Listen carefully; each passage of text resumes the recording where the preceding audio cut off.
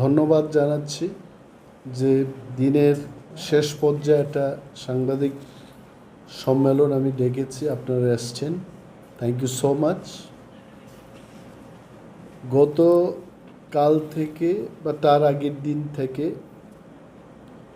এই সময় পর্যন্ত সোশ্যাল মিডিয়াতে একটা খবর বেরিয়েছে এবং এত সংখ্যায় সাংবাদিক বা সাংবাদিকতার কাজে যুক্ত লোকের সংখ্যা বেশি হয়েছে আমাদের রাজ্যে, যারা লাইসেন্স প্রাপ্ত বা সরকারি স্বীকৃতি প্রাপ্ত সাংবাদিকরা তো আছেনই।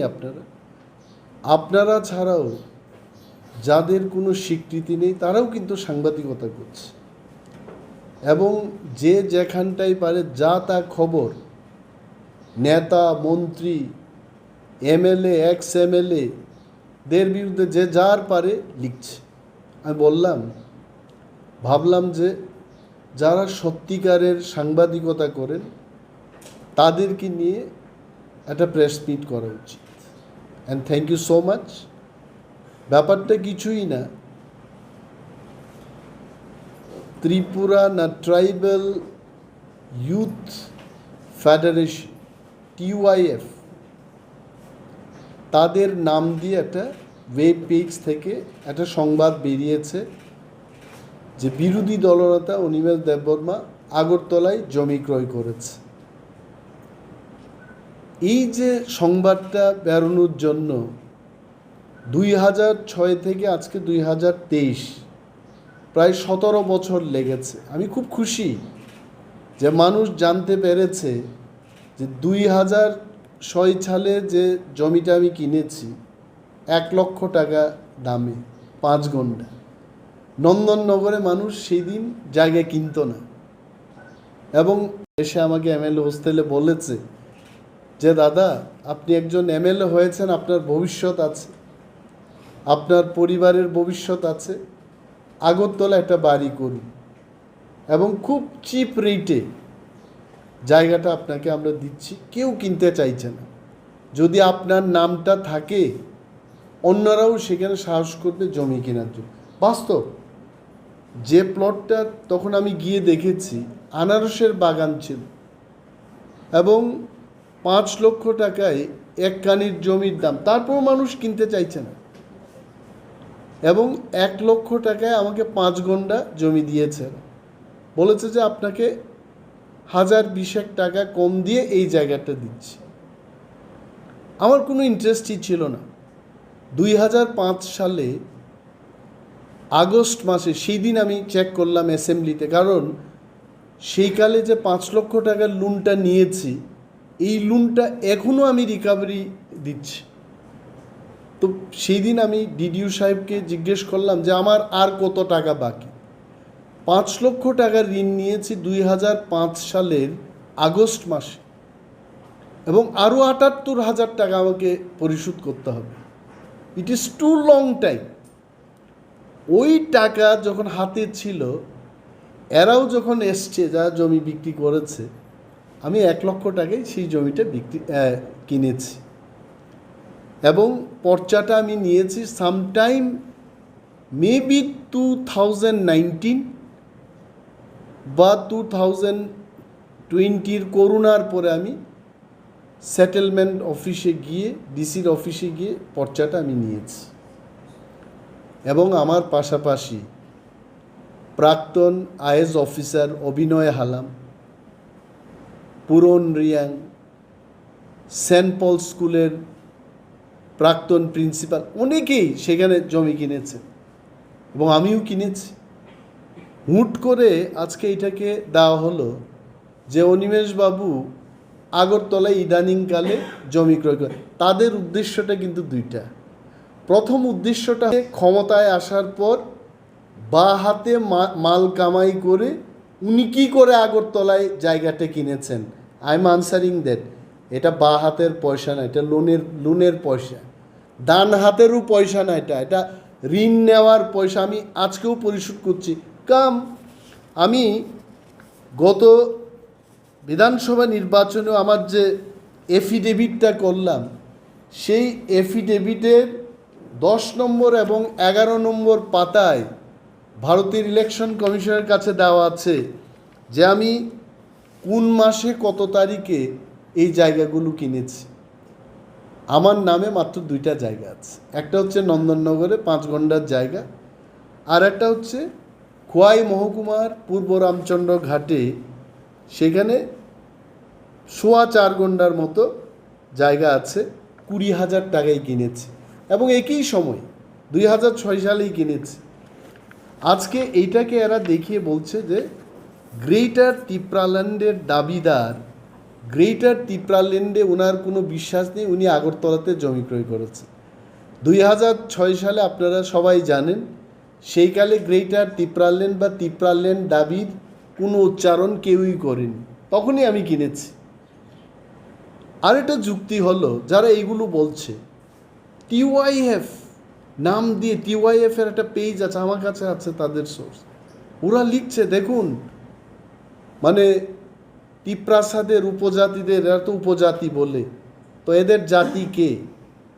এদের জাতি হচ্ছে তিপ্রা আমরা, আর আমাদের চেয়ে যারা ছোট মনের এরা হচ্ছে উপজাতি। তিপ্রা হচ্ছে মেইন জাতি, বড় মনের, রাজা মহারাজারাও এখানে থাকেন। মহারাজ প্রদ্যুৎ মাণিক্য আমাদের দলের চেয়ারম্যান, উনি হচ্ছে তিপ্রা জাতি। আর তিপ্রাদের একটু মানে কি বলবো এটাকে, যাদের মানসিকতা ভালো না এরা হচ্ছে উপজাতি। উপজাতিদের একটা ফেডারেশন আছে, যে এখানে তিপ্রারা যে ধ্বংস হয়ে গেছে এটাতে বলবে না, মানুষ খেতে পাচ্ছে না এটার কথা বলবে না, সরকারকে আমরা চালাচ্ছি এখানে, মন্ত্রীরা কি করছে, মুখ্যমন্ত্রী কি করছে, প্রাক্তন মুখ্যমন্ত্রী কি করছেন, বিগত দিনের যারা মন্ত্রীরা ছিলেন এরা কি করছে, এরা খোঁজ নেবে না। আমরা বিরোধী দলে আছি, আমাদের উপর এরা আক্রমণ করতে চাইছে, মহারাজের বিরুদ্ধে কথা বলছে। প্রায়ই তো শুনি যে পূর্বতন মুখ্যমন্ত্রী মহারাজের বিরুদ্ধে কথা বলেন। এই প্রথম দেখলাম ভারতবর্ষের ইতিহাসে যে একটা বিরোধী দল আর একটা বিরোধী দলকে আক্রমণ করে। জানি না, একটা বিরোধী দল তো শাসক দলের বিরুদ্ধে কথা বলা উচিত, আর এখানের বিরোধী দল এরা তিপ্রা মথার বিরুদ্ধে আর একটা বিরোধী দলের বিরুদ্ধে কথা বলছে। জানেন কেন বলছে এরা? কারণ তিপ্রা মথায় 13 জন বিধায়কই হচ্ছে তিপ্রা, অর্থাৎ কমিউনিস্ট পার্টির মূল উদ্দেশ্যটা হচ্ছে তিপ্রাদের বিরুদ্ধে যাওয়া, তিপ্রাদের কিছু করতে দেবে না, এটা একদম পরিষ্কার হয়ে এসছে। বিরোধী দলের উদ্দেশ্য যদি শাসক দলকে আক্রমণ করা হয়, জনস্বার্থ কিন্তু সংরক্ষিত হবে, সুরক্ষিত হবে, কিন্তু এদের উদ্দেশ্যটা হচ্ছে তিপ্রা মথাকে আক্রমণ করা। কেন? কারণ তিপ্রা মথা এখন 13 জন এমএলএ হচ্ছে তিপ্রাসা, তো তিপ্রাসারা যেন কিছু করতে না পারে, এটা হচ্ছে টিওয়াইএফ বা তার প্যারেন্ট পার্টির মূল উদ্দেশ্য। এটা মানুষ বুঝে যাবে। আর এটা বলছি যে গ্রেটার ত্রিপুরাল্যান্ডের দাবি করা মানেই বাঙালির বিরুদ্ধে না, গ্রেটার ত্রিপুরাল্যান্ডের দাবি করা মানেই আগরতলার বিরুদ্ধে না। বর্তমান ত্রিপুরাজ্যের মানুষ কলকাতায় গিয়ে বাড়ি করছে, আমেরিকায় গিয়ে ফ্ল্যাট কিনছে, তাহলে বলুন টিওয়াইএফ বা সিপিএমকে বলুন ভারতবর্ষের সংবিধানে এই ধরনের একটা আইন আনার জন্য, যে যে রাজ্যের মানুষ সেই রাজ্যেই বাড়ি করতে পারবে, ফ্ল্যাট কিনতে পারবে। এই যে মানুষের আজকে সিপিএম পার্টির বহু লোক বাড়ি করে যেতে পারছে না। আমি বিরোধী দলনেতা, আমার কাছে আসছে মানুষ, চিঠি লিখেছি সেই দিনও এসডিএম এর কাছে, 4 মাস ধরে একটা ভদ্রলোকের বাড়ি তালা দিয়ে রেখেছে, এদের মুখে কোনো কথা নেই। কাদের বিরুদ্ধে কথা বলছেন?